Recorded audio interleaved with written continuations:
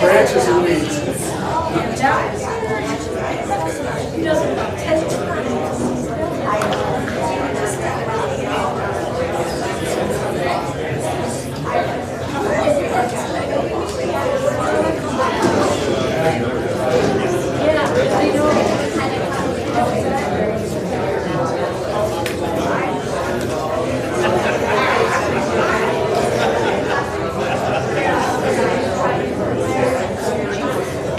October 1st.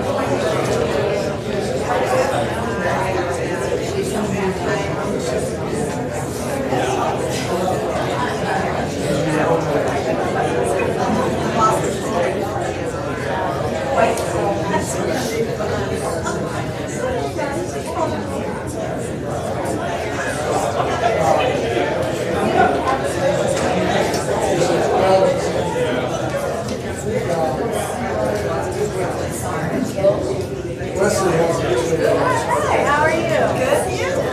Okay. Still okay? Not great? No, I'm trying to remember your name. Linda?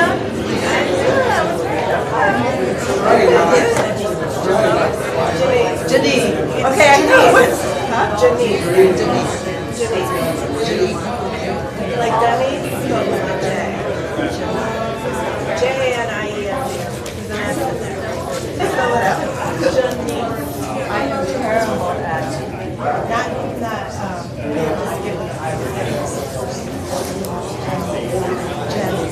There you go. okay. So what was like Four other words. That's right. Yes. See, he was easy for me. Linda, right? Yes. We'll get there. I'll get there anyway. You guys are. We'll get there.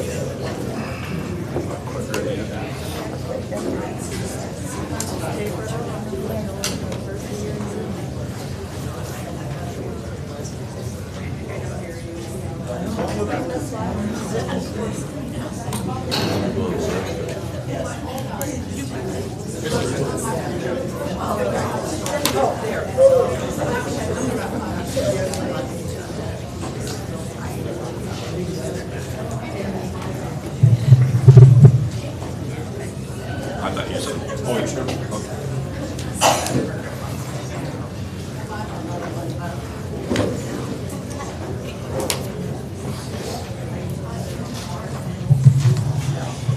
So I was watching a reality TV show years ago. Don't ask me why. I was channel flipping, and I stopped at this conversation these two young ladies were having about a moral decision. And the one said to the other, whatever this moral thing they were talking about, well, that's not right for me, but I can't tell you if it's right for you or not. How would you describe her ethics? Loosey-goosey, okay, but maybe they're not loosey-goosey at all. Maybe she's what's not right for her is very strict. Perhaps that could be. I didn't watch long enough. I kind of kept changing channels. But this conversation struck me. What do you learn about her ethics? That's not right for me to do, but I can't tell you if it's right for you to do. What do you think, Linda? She might have explained a little bit further why it wasn't right. Okay, maybe she could have explained a little further, why isn't this right for me? Okay, that's an option. This isn't right for me, but I can't say if it's right for you. Moral relativism. Pardon? Moral relativism. Moral relativism, that's exactly the definition, right? That says, the situation determines what's moral for me or not. And so for her, she said, my situation determines this is not morally correct for me, but your situation might be different. Hang on one second. Talk amongst yourselves.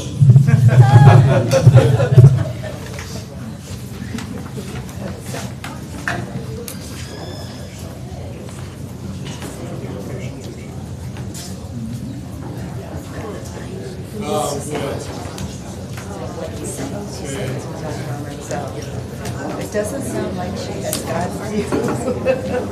Well, it sounds like she's trying to maybe not just the other person.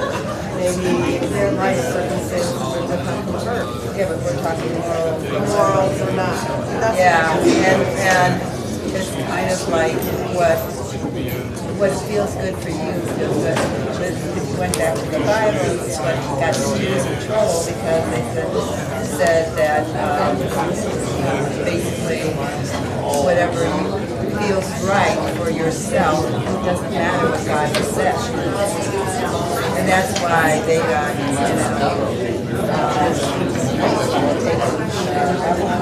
right. So it's the same thing, but because the Bible has absolutely clear right and wrong. Now, whether we choose to go with it doesn't mean that, I might be accepting of your decision as far as the vocation decision, but I know what is right and wrong.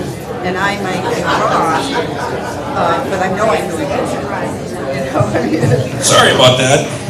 Okay, yeah, we were talking relative ethics and whether or not, can you say something is absolutely right or absolutely wrong? And I think that's an interesting thing today is that you and I believe that when the Bible speaks about right and wrong, there are absolutes. There are things that are absolutely right or absolutely wrong, regardless of how I personally feel about them, right? Like it may be true that your job doesn't respect you or compensate you adequately, but that doesn't mean it's okay for you to steal stuff from them, right?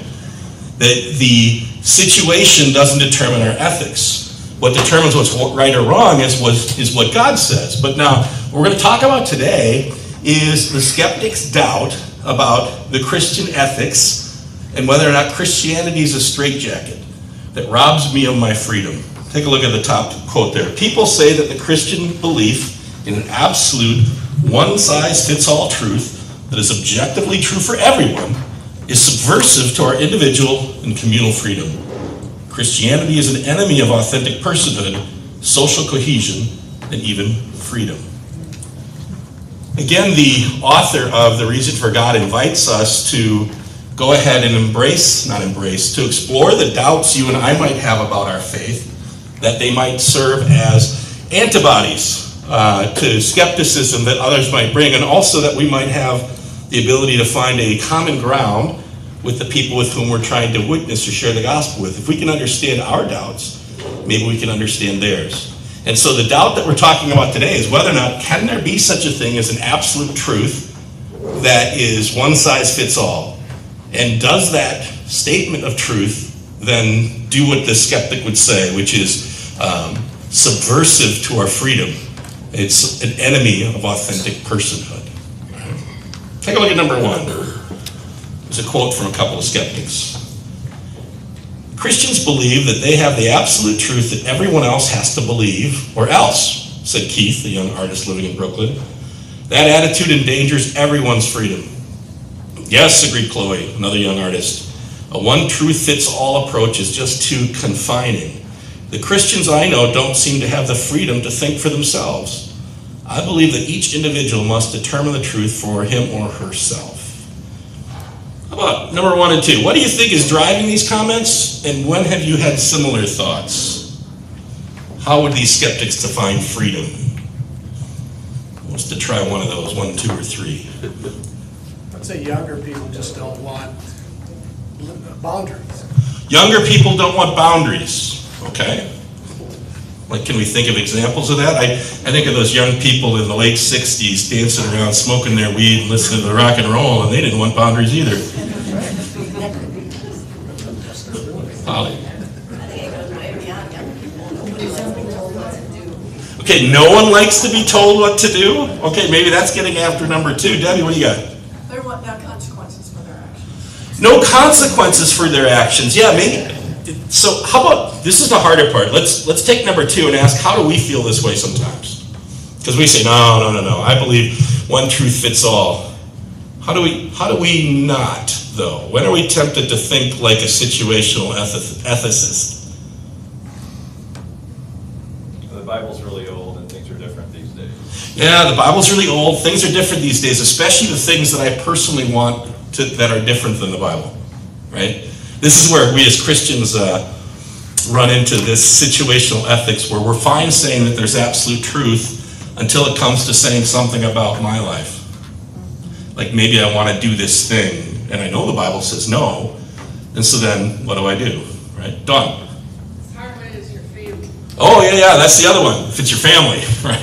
It's fine that a one size fits all for somebody else, but for me and mine, okay, please. Past consequences, like past actions and not having those consequences. Yeah, okay, we don't want to deal with the consequences that come, and think of what we'd have to admit then. If we have to admit that these consequences are a result of something that I actually did wrong, rather than something I just want to redefine as right, you know? Joy. Well, I was thinking, and maybe this goes with what other people have said, but it seems to me what drives it is we think it's okay if we like it. Okay, we think it's okay if we like it, yeah. I think that is what's driving an awful lot of this type of ethic, and I think the reason I asked us to put ourselves in that place is because I think that really helps us in this discussion not get on a high horse or point fingers at people who want to define righteousness or right and wrong by what they want, because of course each one of us does that when push comes to shove, don't we? The difference is hopefully we've got our brothers and sisters in the church that are willing to say, brothers, sisters, no, that's not right. You know, that's kind of what the readings are about today in church, which is Jesus telling us to be our brother and sister's keeper. That if they're falling into that, our job is to pull them back. Chris. I think it's exactly the quote, freedom to think for ourselves. We definitely fall into that, where I don't have freedom to think for myself in certain things. Okay, freedom to think for ourselves. And that's going to come down to a really big point of this study we're doing today. What is true freedom? And do I have freedom to think for myself, or where do I have freedom in my life as a Christian, and where don't I? And that ultimately is going to be a question that every skeptic has to answer to. Let's look at the top of the next page. The French philosopher Foucault, forgive my French, it's terrible.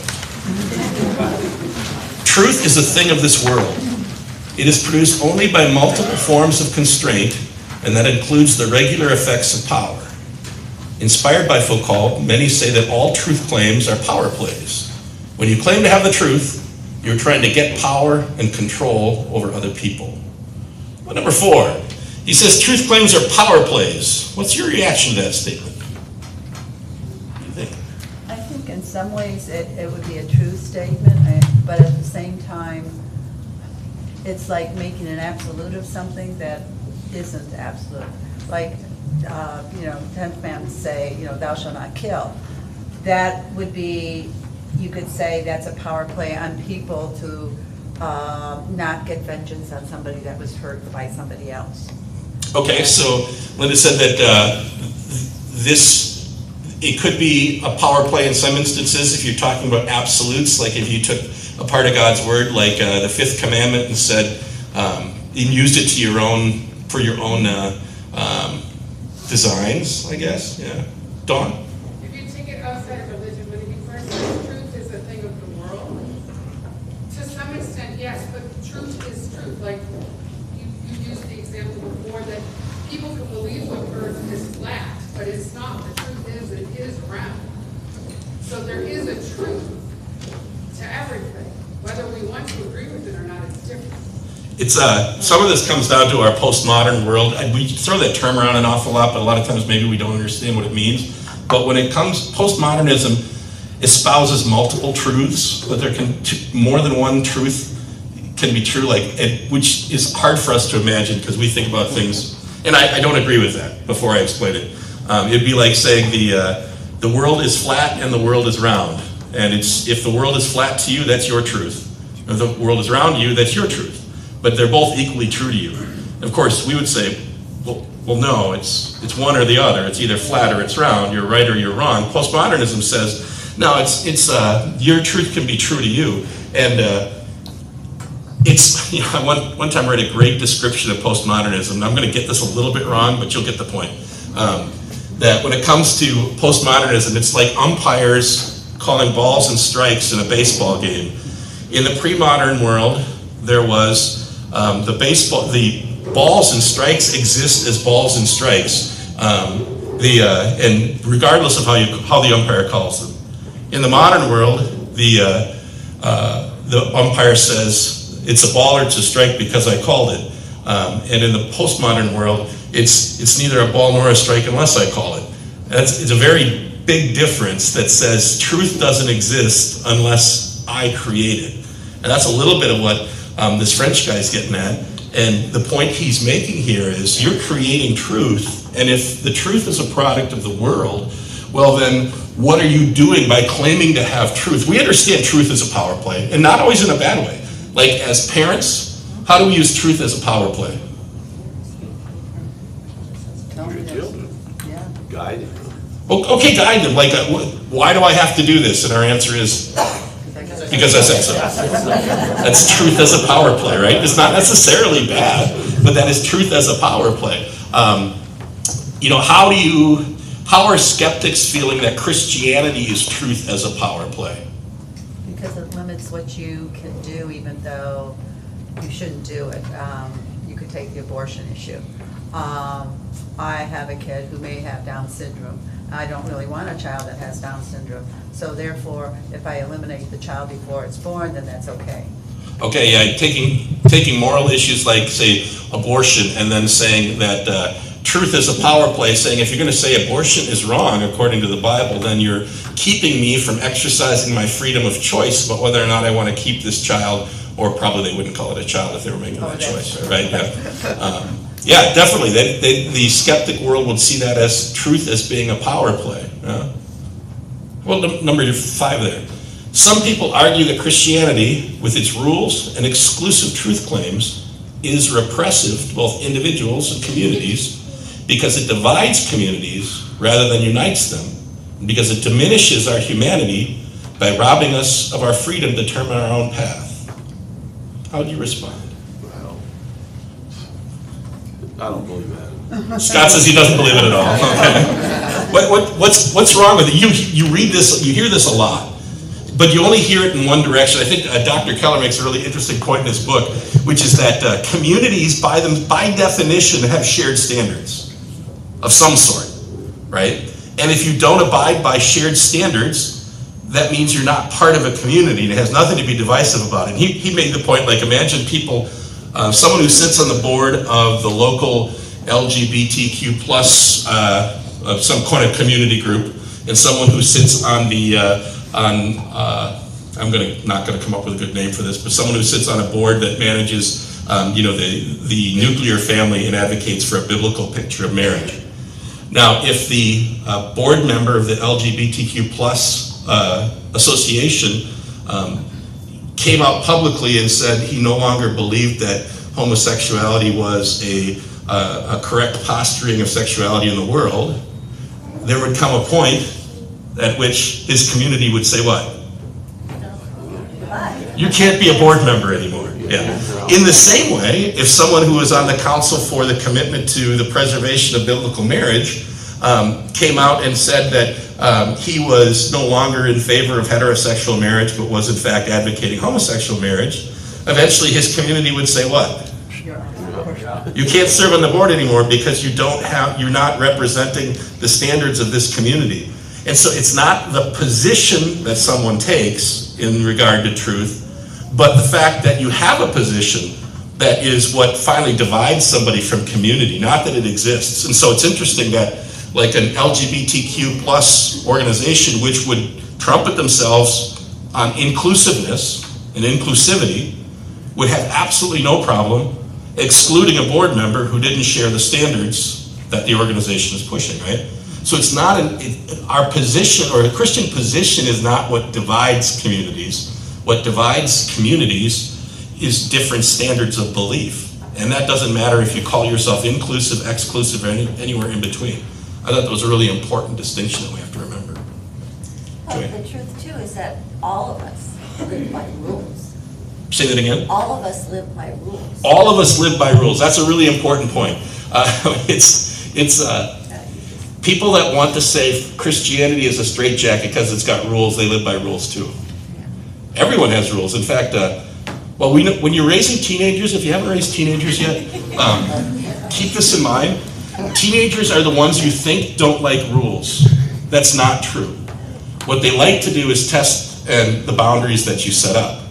But they really thrive under rules. If you want to really mess up a teenager, don't give them any rules. Because they won't have any idea what they're supposed to push up against. So give them the rules. You set the rules, let them push up against it. Yeah. How about number 6? Well, I kind of talked about that one. Does having standards of belief make a community narrow and oppressive? Why or why not? No, I think every community has standards of belief. What we have to do is, I think, understand that it's not, a biblical position that makes something exclusive. It's the community itself. The question is whether or not.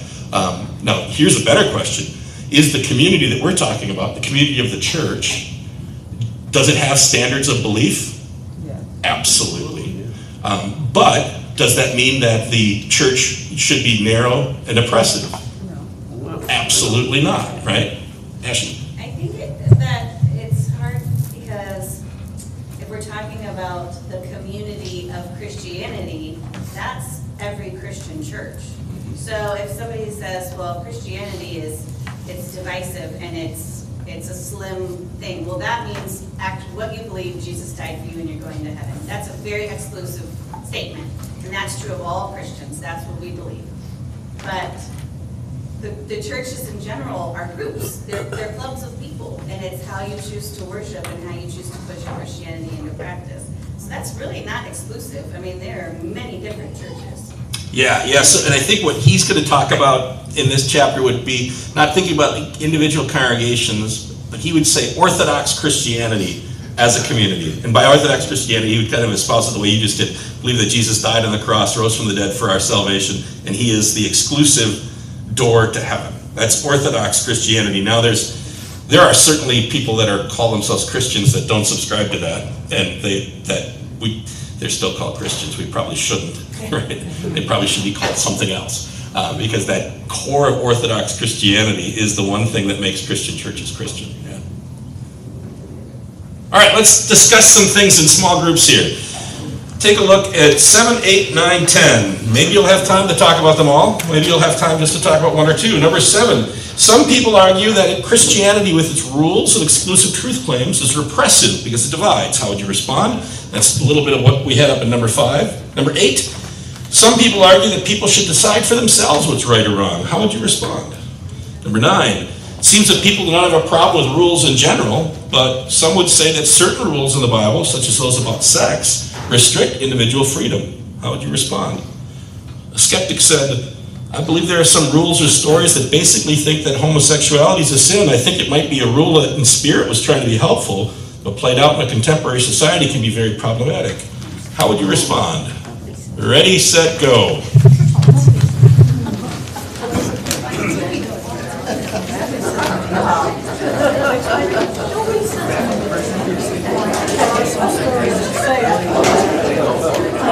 That's not what it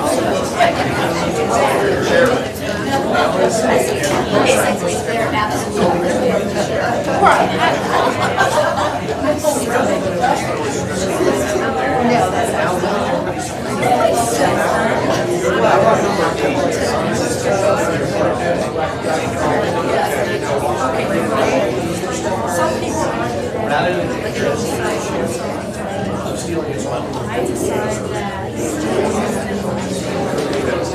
Hand it over, man. We don't need it, we can use it better.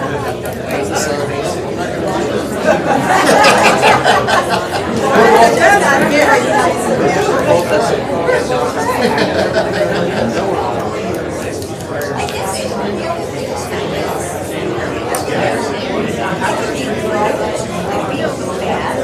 Or do the best. And if you want to do the best, There's some words that's not used in the Bible. That means that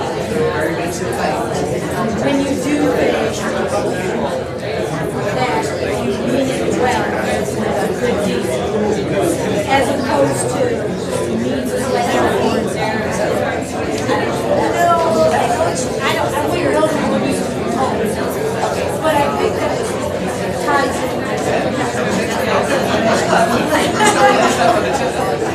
I just came across that somewhere recently. If you do things with the right intention, then they have to be inherently good, even if they bad. So I'm like,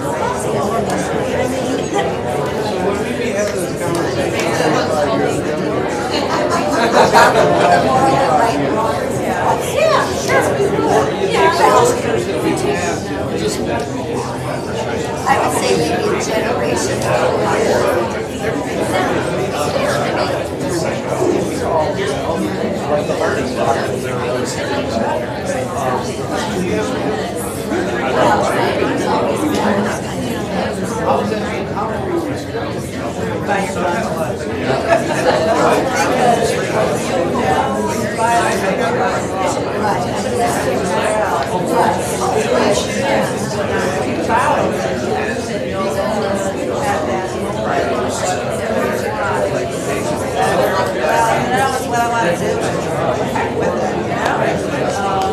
But we know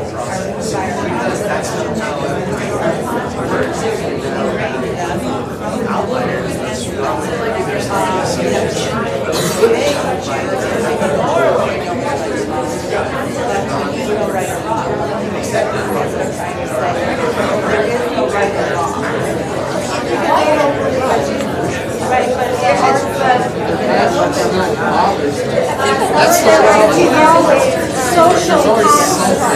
Everything is a social right. and there is a consequence, you're right. You didn't have an answer. And there are beliefs that we don't want you to have a conscience that is missing as ours. Why is it okay to treat a man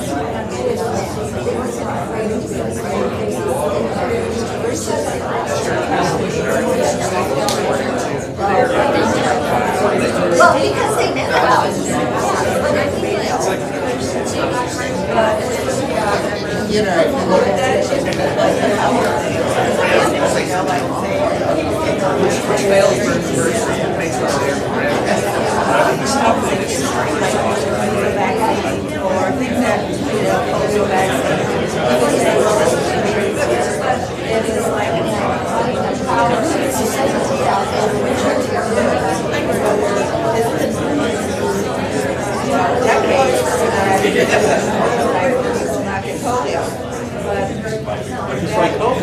Well, yeah, I was trying to take it away from the COVID, but it's like that doesn't solve something, right? And it's not really our gift. It's that they're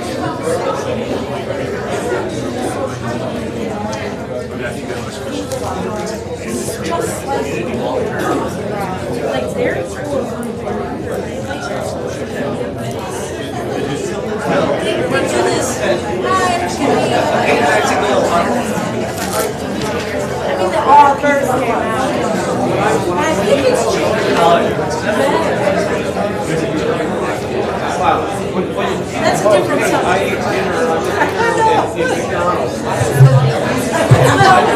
But that's better than, did you see what Jenna was doing at the? All right, everybody, let's bring it back together. Just advertising.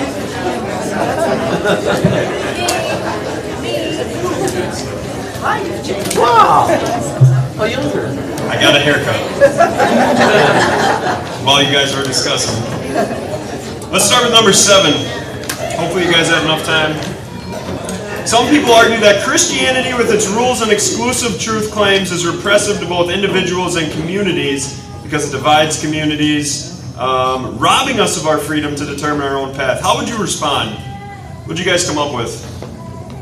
So I had a thought. If you go into a college library, they have signs everywhere that says, don't leave your stuff unattended. So in that sense, you're repressing everybody or removing their ability, freedom to go to the bathroom, which would be like 30 steps down the hall, without packing up all your nonsense and taking it all with you, rather than addressing the issue of don't steal from people. And even though everyone's there. So Josh says if you go to like a library and there's signs that say don't leave your stuff unattended, well that's repressive because if you need to use the restroom, then you have to pack up all your stuff and you have to, bring it with you to the restroom because the sign says don't leave it unattended. I think you're getting at something important. There might be rules that make sense. So it might not be restricting you, but it might make sense to say like don't steal or sometimes there's rules or there's parameters that make sense. Good. But in Josh's scenario, when you go in the bathroom, there's a sign that you can't bring anything in the bathroom. So now what? Right?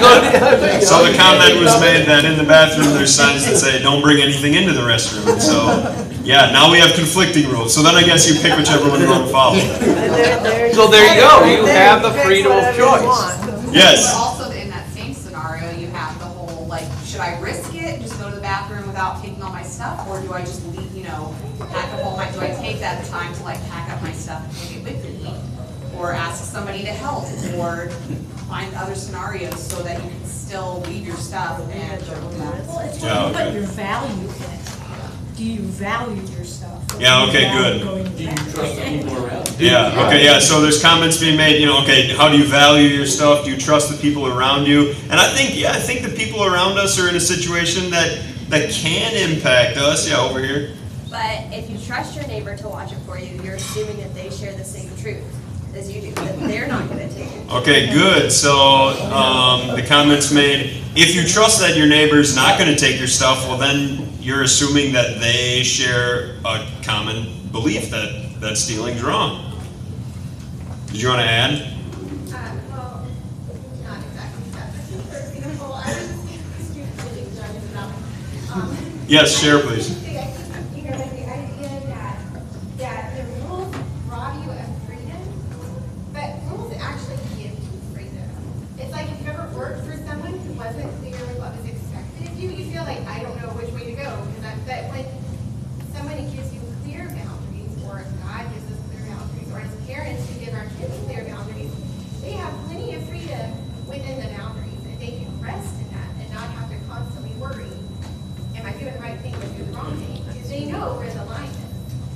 Good, yeah, so getting at the idea that, again, there are rules, or if expectations are laid out, it can actually give us freedom in a way, because we know we can act however we want within these expectations, or within these boundaries. Yeah, I think that's a really important point, to acknowledge that there are times where rules keep us, I mean, easy example would be like, we tell our kids don't run with the scissors. Well, are we restricting their freedom?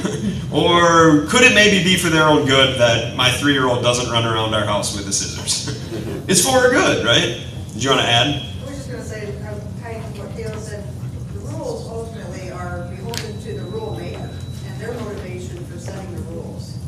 Yes, rules are restrictive in all matters, but a rule given by somebody who's thinking about what's best for us is a blessing and something that we need to follow for our own good, versus a dictator setting a rule because he doesn't want a group of people doing X, Y, or Z because it will not be in his benefit. Yeah, and I think so the comments made that the rule maker can be making rules for the good of all people. If it's a dictator, they might do it for their own selfish reasons. But like in the case of God, well, he's setting boundaries, he's setting rules, and he knows what's best. Yeah. The people who tend to think that rules and expectations are all relative tend to also have rules and expectations that are absolute, which becomes a break in their own, or a lot of fallacy in their own position. And as somebody arguing against it, it's fun to touch those. It doesn't necessarily make them happy, but it is a very easy position to be in because they have the absolute rules that rules are relative. And you can't go through that logical loop with them. And when you kind of go with that, they kind of point out, well, no, these rules are absolute, but not these rules. And that's where you start to begin to break down that barrier and say, well, at least at this point, we both agree that some rules are right. Some rules are absolute. Then we're starting to chip away and go, well, which ones and why? Yeah, I think at some point everyone has rules that they think people should abide by. This is really hard to say, like, no, absolutely not. I have absolutely no rules. You do whatever you want, I'll do whatever I want. Let's move on to number 8. Some people argue that people should decide for themselves what is right and what is wrong. How would you respond? Anarchy. Anarchy, okay? But who are you to tell me what to do? There you go. But everyone has free will, right? You can make any decision you want to make. Truly. Yeah. Right? There's no one stopping you. You can break any rule you want to break. It's up to you. And your belief system is what drives you to either do right or wrong in any of those. Yeah, so I think, free will definitely exists. So if I really want to, go rob a gas station or whatever, okay, I can do that. But again, the laws and rules maybe deter that. I think the comment about anarchy, if you really play this out to the end, that's what it is. I mean, if everyone just gets to decide whatever's right and wrong, if this is absolutely true, how can you tell me that, I can't steal your car? Who are you to tell me? I'm going to decide what's good for me. You might decide it's, bad for you, but I'm going to decide that it's good for me. I think that is really how this plays out. And people who would say, well, you can't harm your neighbor. Well, then all of a sudden they're bringing a rule in, and where do they get that from? Let's look at number 9. It seems that people do not have a problem with rules in general, and I think maybe we're starting to touch on this, but some would say that certain rules in the Bible, such as those about sex, restrict individual freedom. How would you respond?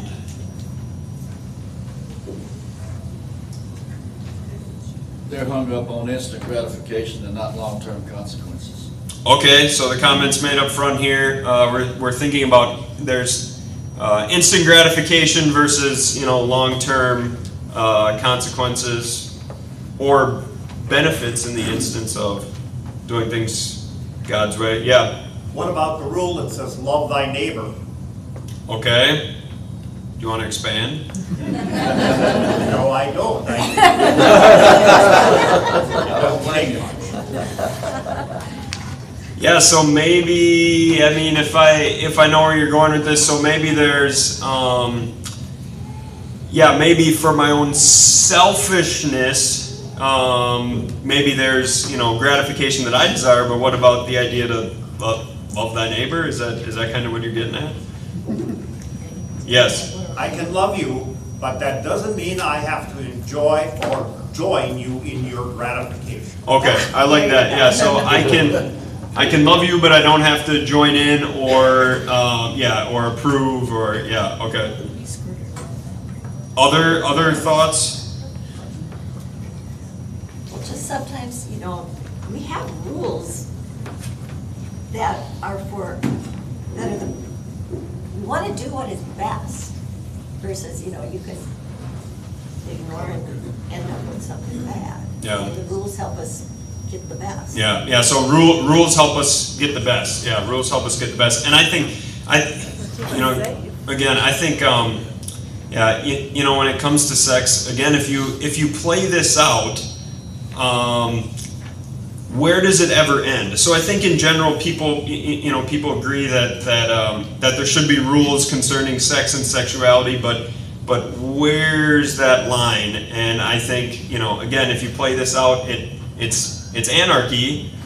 We would say that God's design establishes a beautiful display of sexuality between one man and one woman in the union of marriage.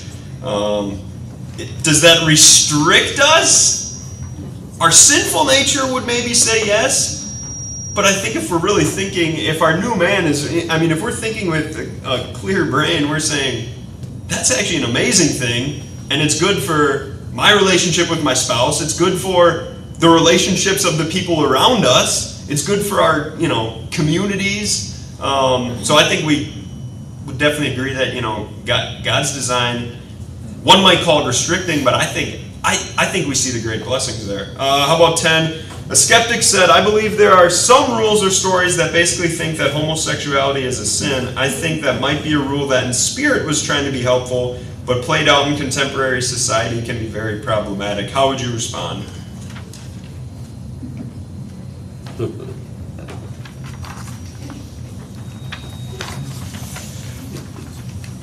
Anyone? They got quiet all of a sudden. No quiet. We got a hand in the front here. Well, it's kind of funny because it says, I think that, you know, I believe that there are some.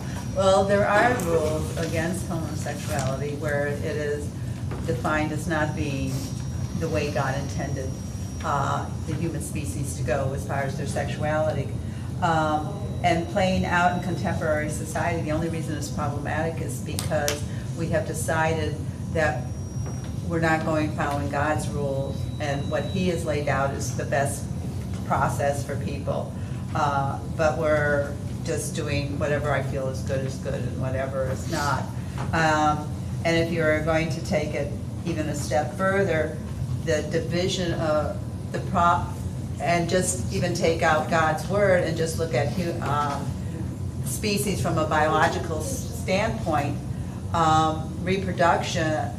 Species are for reproduction and continuing the species. Yeah. Homosexuality cannot do that, yeah. So therefore it is going against nature also. Yeah. So any way you wanted to play it, it would have a negative impact. Yeah. Just to sum up at the end there, okay, played out, it says played out in contemporary society can be very problematic, okay? Reproduction, yeah, problem. You want to add? I think, like, if the absolute truth is that, like, the male and female picture of marriage is a reflection of God's image, then we're robbing our gay neighbor of sharing in that image of being a partaker in the plan for God's creation if we don't share that with them. So, like, even if they are gay and are never going to be interested in women, they can still partake in church and in, like, God's plan for creation by being celibate. Yeah. But if we don't share that truth with them, we're robbing them from, like, enjoying and partaking in the image of Christ and that incarnation of God's plan. Yeah. Okay. So if we don't share this truth with that neighbor, then they won't be able to enjoy the blessings that God intends, not necessarily in marriage, but even just as a child of God. Yeah. Yeah, in the back, Dawn. As with all sin, we don't like the sin because sin is defined, but we love the sin. And I think we have to, it's, the way that it's worded, it's meant to be divisive, but there's lots of choices we can make, whether it is sexuality or whatever else, that are not God-pleasing. But as a sin, we still love the sinner and want to share with them the truth so that they can be saved and know the knowledge of God. But we don't discriminate against them. We still love them as a sinner. Good. And we want them to be saved. Yeah, up here. So it's kind of like expanding upon what she just said, where are you faulting them for exhibiting their free will? Are you trying to be are you trying to be the judge of them to let them, express their free will to like do what they want with that, with what they're going to do? And you can only stand back and do so much. You can tell somebody don't jump off a cliff. But if they're going to jump off a cliff, they're going to do it anyway. Yeah. Or you can stand there and talk with them and explain to them why it's bad to jump off the cliff and have that explanation for them. Yeah, good. Ashley, Kate. Real quick, I think one of the problems is that we as a Christian culture, this is one thing we fixated on, and it's big in the news, it's big for the other side's groups, it's big for our groups, and so it's something they put like a stamp on Christianity. But we all don't go out there all the time and call out our friends for their children living together before they're married. We don't call out people who, go on vacations together and they're not married and stay in one hotel room, because we're not fixated on that right now as a culture, as a group. But this is something we've latched on to. And it is a sin, but it's not the only sexual sin. There are a multitude. We just don't want to acknowledge the other ones. Yeah, I think that's good, and I think too when it comes to this right and wrong, who are we to tell people, whatever. I think sometimes whether you want to say media or culture or whatever controls the narrative, and so there is this focus on LGBTQ, but what about other sexual sins? What about all sin? We're concerned about all sins, right? Because all sin drives us away from God. Good. I want a quick look at on the top of page 3 there, the right and wrong. It says, one of the most frequent statements I heard was that every person has to define right and wrong for himself or herself. I always responded to the speakers by asking, is there anyone in the world right now doing things you believe they should stop doing, no matter what they personally believe about the correctness of their behavior? And they would invariably say, yes, of course. Then I would ask, doesn't that mean that you do believe there's some kind of moral reality that is there, that is not defined by us, that must be abided by, regardless of what a person feels or thinks? Almost always the response to that question was a silence, either a thoughtful or a grumpy one. I think that's something really important to think about, and we can think of extreme examples, killing someone. Man, 99% of the world would say that's wrong, right? I mean, sure, I think, you could find people that would disagree or I don't know, do it, for the sake of religion or for the sake of, personal gain, whatever. Or war. Or, I mean, war, there's exceptions. But I think in general, that's something that most people, if you just started walking down your street and talked to all your neighbors, you probably wouldn't find someone who says that's okay. And so if that's the case, then maybe it's really hard to say that every person has to define right and wrong for himself. Because if every person just gets to define it for themselves, well then maybe I am going to decide, well, sometimes I really don't like people, and so I will do whatever I want to make myself feel better about it. I'm, exaggerating here, but what's stopping someone from doing that if there is no right and wrong? On the back, there's a quote from C.S. Lewis.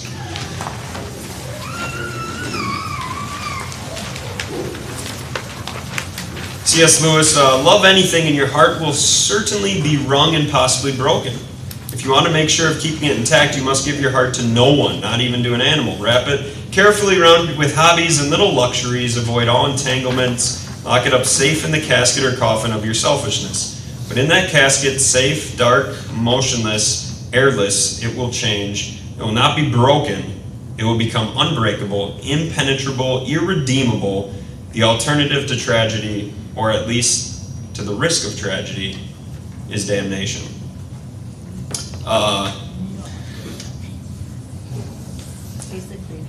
To summarize, I think he's just kind of saying, you know, when we can pursue that level of selfishness,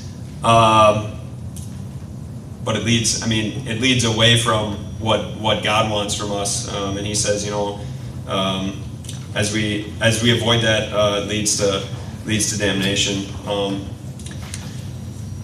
Comments, questions on that? Yeah. I think what he's saying there is you can build your own prison and you'll die in it by yourself. Good. I like that. He said, you can build your own prison and you'll die in it by yourself. Happy way to end this morning. I think maybe just one closing comment on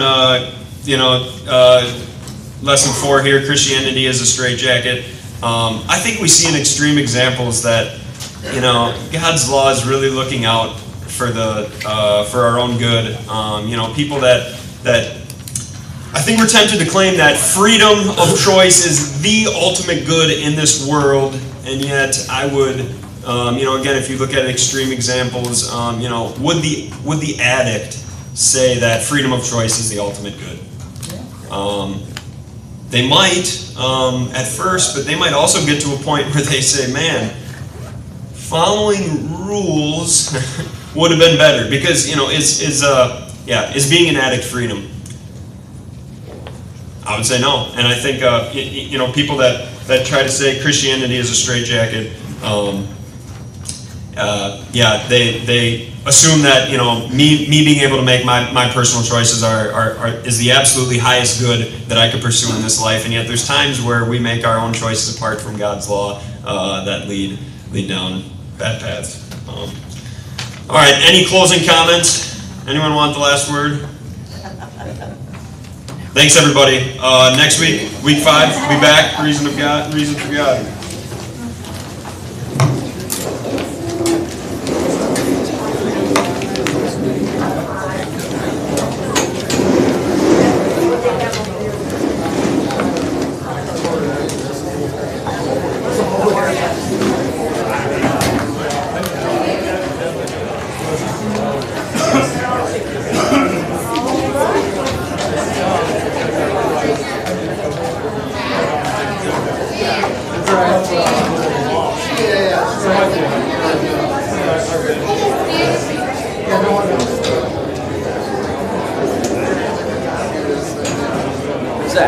Yes, sir.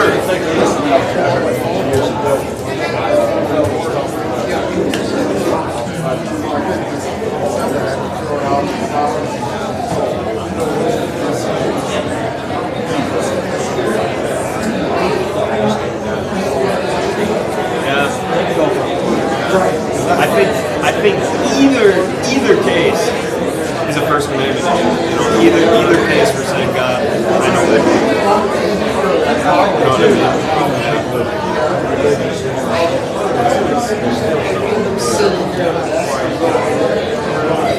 I think the comment that Ashley made in the background too, homosexuality, our radar is just up for it because we see it's on TV, it's in the media. However, think about the TV show Friends.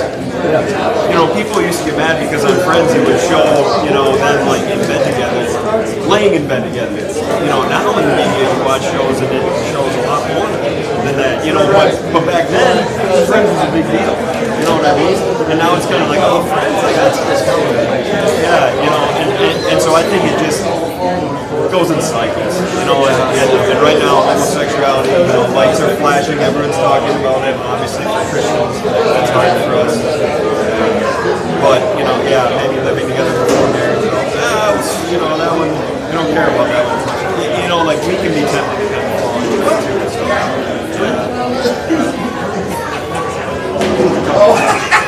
That's a good one. Thanks. Yeah.